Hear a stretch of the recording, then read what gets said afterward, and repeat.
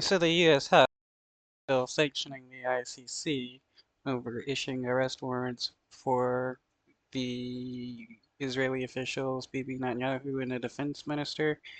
Um, it is insane what they're doing. Um, they're doing this because they want to use the ICC only to punish nations they don't like, which is why they had no issue when the ICC issued arrest warrants for Putin. Vote the yeas are 247, the nays are 155. The bill is passed. The U.S. House of Representatives has the top criminal court in its crosshairs as Washington attempts to rebuke the ICC. The International Criminal Court has overstepped its authority and set a dangerous precedent by seeking arrest warrants for Israeli Prime Minister Netanyahu and Israel's Defense Minister Gallant. And I want to be... Yeah, that precedent is that if the ICC is able to issue arrest warrants for Western nations like the Israeli government, the United States, the UK, it will mean that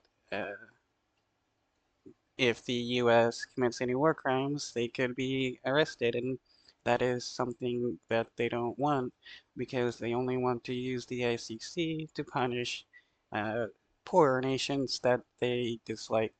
To be clear, the case against Israel is baseless. The bill will target any individual that participates in the investigation, arrest or prosecution of a U.S. ally and block them from traveling to the country. It comes after... So, how are you going to punish all the nations that are signed up with the ICC and signatories for the arrest warrant that are willing to arrest Netanyahu for his crimes? The ICC Prosecutor General requested that Israel's Prime Minister Benjamin Netanyahu and Defense Minister Yoav Gallant to be arrested on charges of war crimes and crimes against humanity. The United States and Israel are not members of the ICC.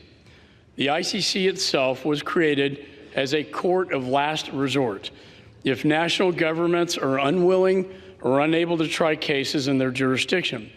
The United States and Israel do not fall into this category. Gentleman yields back. Okay, so does Russia, but again, the United States had no issue with the ICC issuing arrest warrants for Russia. It's funny how when it becomes U.S. allies, there is an issue. The bill will now go to the Democratic-led Senate, but the Republican-led bill is likely to be struck down as divisions in Washington intensify over Israel's war against Hamas.